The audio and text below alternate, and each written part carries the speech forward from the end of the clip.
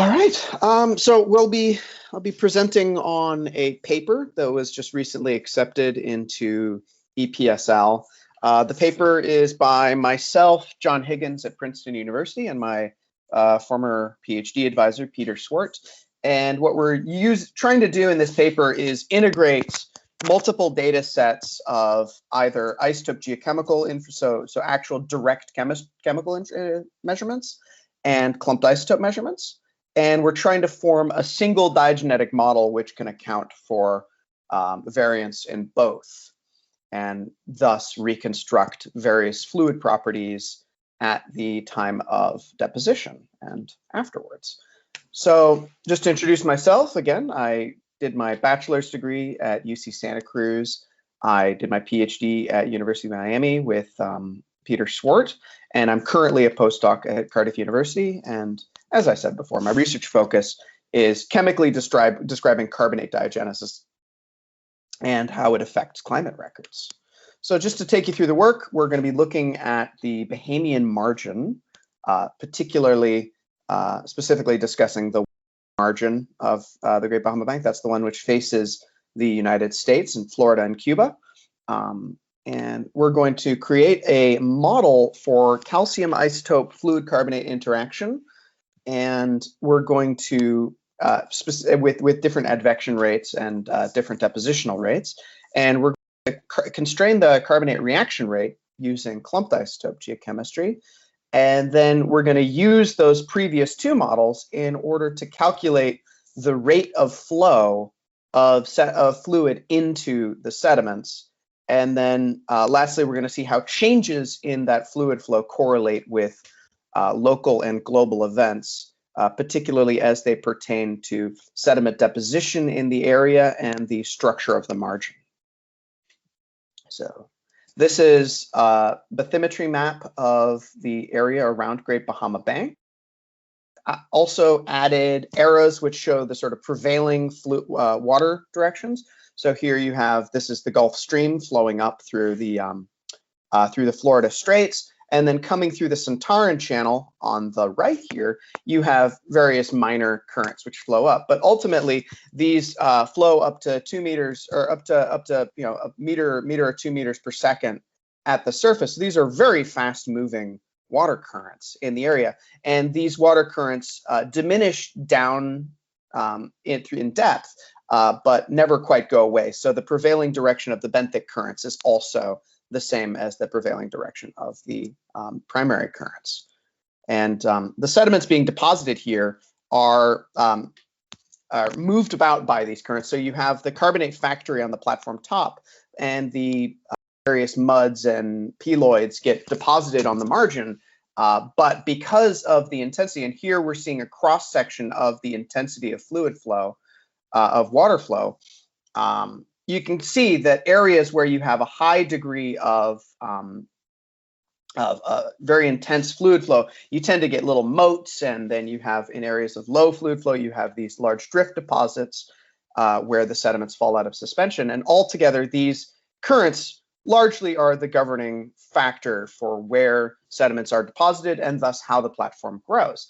So if you look at a seismic profile, here I have it nicely colored by sediment age, you'll see that these drift deposits really started at about 12 million years ago, and that's expected to be due to the onset of these large benthic currents with the uplift of Panama at that time.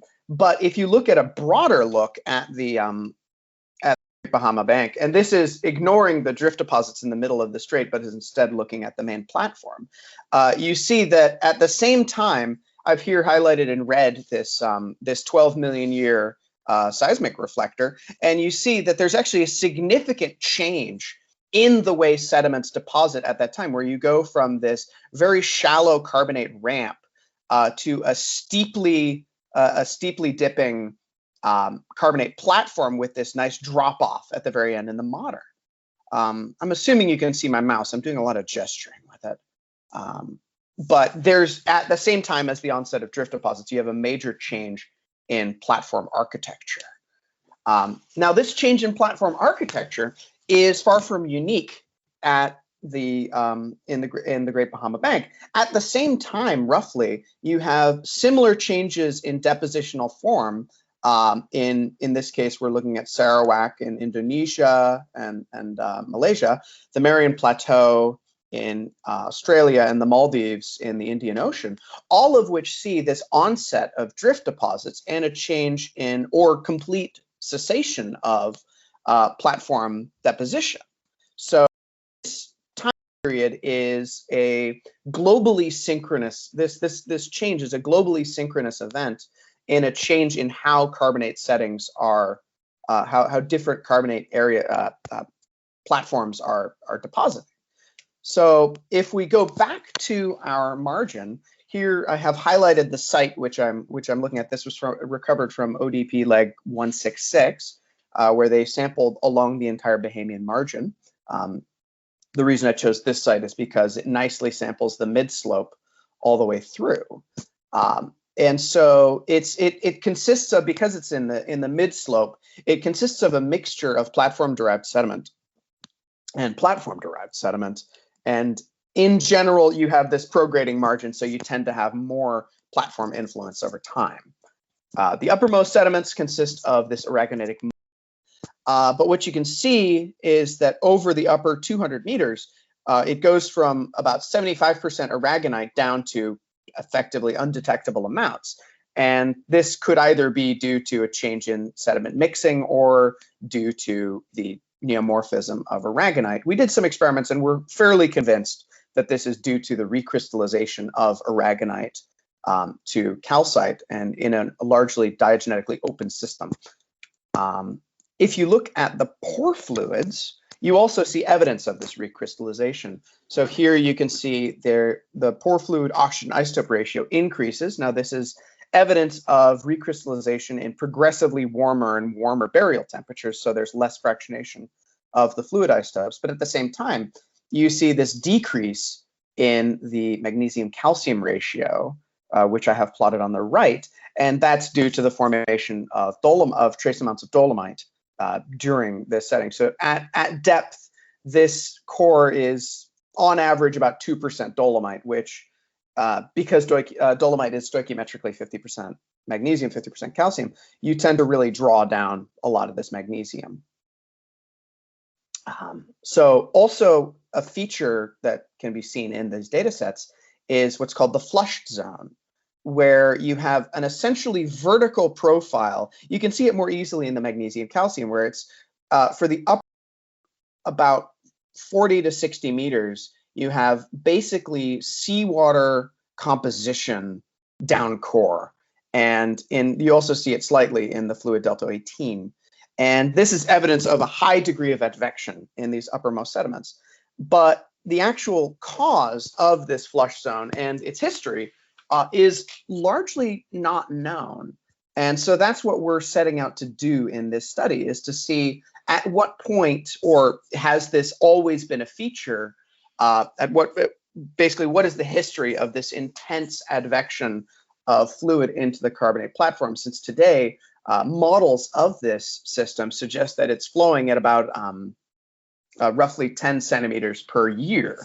So has it always been this intense, or was it more mild in the past? And similar features were observed in the pore fluids at other sites. I have two examples here, one from the Australian Bight and one from the Maldives, and both of these describe very similar features in the uppermost sediments of these carbonate platforms. So what drives this fluid circulation can vary. You can have fairly intuitive fluid flow processes, like just having a differential in water height, like you see in B. In this case, you have evaporation in an inner pond and then seawater advects in. You can also have reflux of brine or freshwater. And you can also have a process called Cahoot convection, wherein the geothermal heating on the platform interior acts like a siphon and draws in cold water from the sides, heats it, and then it rises vertically. And of course, you can also have very complex interaction between all of these processes, as I'm showing here. So this is a numerical simulation which shows the plume of saline water coming in from an evaporative pond, let's say. And over the course of 1,000,000 years in this model, the plume extends from being a very spatially restricted system where you have large amounts of Cahoot convection drawing fluid into the platform interior. But then as this plume remains and grows, eventually the Cahoot convection is completely reversed, in fact, and you start seeing backflow across the entire platform margin. And so it's likely that it's a number of different factors which affect the magnitude and direction of fluid flow into the platform margin. So in order to constrain the platform margin, we are going to use calcium isotopes as the tracer. I won't go into too much detail about the model. What we do is we solve these two mass conservation equations, one which governs the concentration in the fluids, one which governs the concentration in the carbonate phase. And every time step, and the time step varies in this section of the model, every step, which is the amount of time required to deposit 15 meters of sediment, we lay down a layer of sediment, which is 15 meters thick, at the top of the model, and then we run the reaction diffusion advection model forward through the amount of time required to deposit the next layer of sediment. This allows us to solve the solids equation without having any kind of numerical blurring, which is beneficial in our case. I no longer see my thing. There I am. Okay.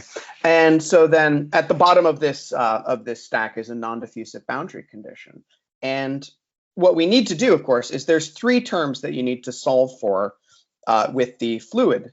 In the fluid term, you have the diffusive term, which is governed by this diffusive coefficient. You have the advective term, which is governed by the rate of fluid flow. And then lastly, you have this reactive term, which is governed by the mass ratio between the fluids and the carbonate, which is this lowercase m, and this R term, which is the rate of reaction.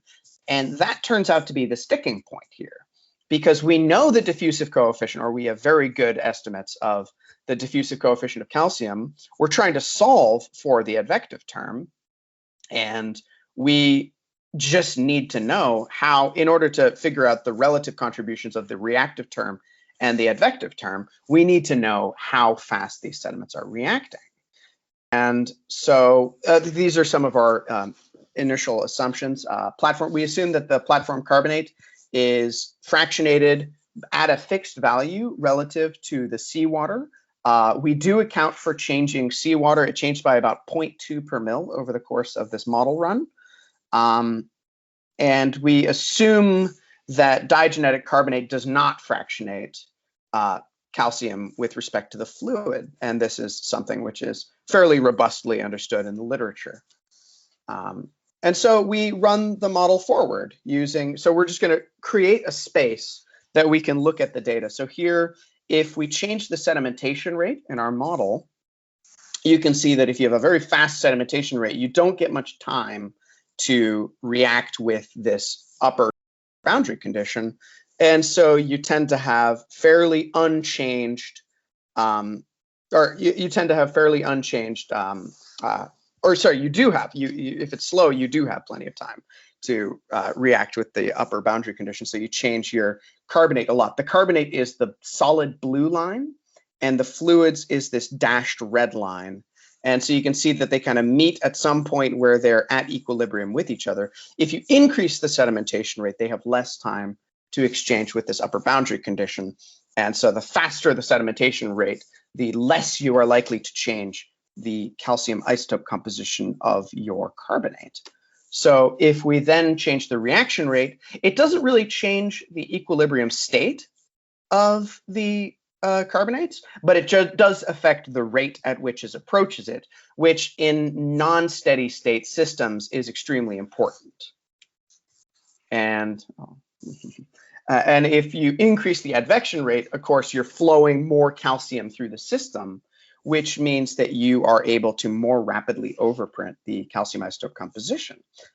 This whole system works because there's so much calcium in calcium carbonate, but seawater is only a few millimolar calcium. So it requires a lot of exchange with seawater in order to substantially change the calcium isotope ratio. So if we look at this, we can see that the main factors which affect the calcium isotope distribution are factors which affect how much carbonate, how much seawater gets exchanged with our uppermost sediments. And so the rate of equilibration, because that's affected by this recrystallization term, we need to constrain that in order to actually solve this model, this equation that I'm trying to solve. And so we're going to, just to finish off the calcium module here, we're going to be training our model to this data set of calcium isotope measurements. This was first published by Higgins et al. In 2018. It's been featured in a number of papers since, including my own. And what we see, of course, is you have this significant departure from what you would consider primary carbonate values in the uppermost sediments. And then by the time you get to 200 meters, remember, that's the point where we've lost all our aragonite. You see this significant departure from calcium isotopes. But then as you go down core, you see it returns back to what you might consider primary calcium isotope ratios. Although the color in these points is the strontium calcium ratio. And you can see that the strontium calcium ratio does not turn to normal. So that suggests that these are diagenetically altered, just not in the same way as the uppermost sediments. And we also are able to accommodate for changes in sedimentation rate in this model because there's very good biostratigraphy for this site. So we want to constrain the reaction rate of our site, and so we want to use clumped isotopes. So the reason why this is even an approachable question is because there's so much temperature variability in the system. So you have sediments that are deposited in warm, shallow water that's at its lowest 25 to 25 degrees C, but at its warmest it gets over 30 degrees Celsius. And these are then deposited on the platform margin where it's much cooler because it's in the bottom of the ocean. And then the sediments are buried in the geothermal gradient.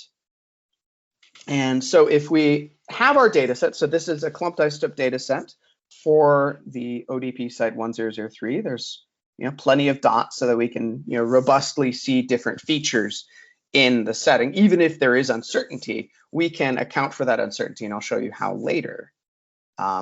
So we show but just taking it back to this generalized model that I had before. Here we have shallow sediments at the top, then we have cooler sediments, cooler clumped isotope temperatures, and then as the sediments get buried, we start seeing warmer temperatures again, and that's sort of this 1, 2, 3 stage model. So if we try and actually reconstruct it, we want to use this equation which just fits reaction rate with an exponential function where it's governed by two terms, B and C, which are the initial recrystallization rate and then the lapse rate, which calculates how quickly it slows down its recrystallization. And we run a bootstrap Monte Carlo style approach to this data, and we use that in order to calculate how fast the sediments are recrystallizing. And so in order to do that, we just iteratively reweight all of our samples multiple times and then use a gradient descent algorithm in order to find the optimal fit for B and C for each of these samples. So this calculation took about an hour on a laptop. It wasn't too intense, but it did give us some pretty good statistics on where these B and C terms are and what kind of uncertainty we're dealing with. That's shown by these histograms here on the side. And so this is what our best fit model looks like. It starts at about 0.7. It's in units of reciprocal time, so 0.7 per million year, so recrystallizations per million years. And then it goes at a lapse rate of about 6 million years. So every 6 million years, it decreases by a factor of E in terms of how rapidly it's exchanging. And so now, because we have the recrystallization rate fixed, we can actually solve the model for our calcium isotopes. So if we take our calcium isotope data set here, I'm just showing the calcium isotopes down core. If we use and what we're going to do is we're going to use different values for advection rate, because that's what we're trying to solve for. So we're just going to assume constant advection rate over time and see what that looks like in our model. So if we start with 0, you can see it really doesn't change much. Like there's no departure from what initial values, except where you have little hiatuses and slowings of deposition. So this is the effect of sedimentation rate on our model. And so now we apply 2.5 centimeters per year and up to 10 centimeters per year. And what we can see is that although 0 doesn't explain much, 2.5 maybe explains the bottom sediments, but it doesn't adequately explain the uppermost sediments. And then at some point we are able to show that you can really overestimate it as well. And so what we learned from this is that here, where you have this feature of generally slower deposition between 100 and 300 meters, you have these high values, and then you have these hiatuses, which are accompanied with little kinks in the sediment. And so one of the takeaways from this is that no single advection rate adequately describes the entire depositional history of Site 103 in terms of calcium isotopes. And so what we want to do is use a variable rate model.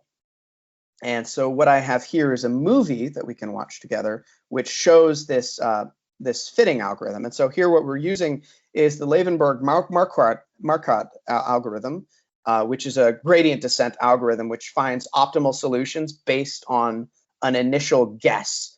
And what I've done is the inputs for this algorithm are these 8 red points in this uppermost bit. Hold on, I'm going to pause this for just a second. So you saw it moved a bit, and you can see that it went from being from an initial guess of no advection rate. It then is going to tweak these knobs. It's going to actually change the location of these dots until it finds the best fit for the calcium isotope data set. And then what it's going to do is it's going to double the resolution. So it's going to, instead of 8 points, it's going to give you 16 points, and then it's going to subsequently refine from there. So let's watch this video. So here you can see it's increasing fluid advection rate in order to better fit the data. And here it's at model iteration number 300. And it seems to have settled on a nice point. You see it just doubled the resolution. And now it is solving the model further. And it ends up taking about 700 to 800 iterations. And I guess a few more. Okay, so it eventually, it did 863 iterations, and it output this value. And although it takes about 20 seconds to show a movie at 30 frames per second, each iteration, each frame of this model takes about 3 minutes on a personal computer to generate and to actually solve the entire reaction diffusion problem. So this model takes a little under a day on a personal computer in order to iteratively solve to find a best fit value.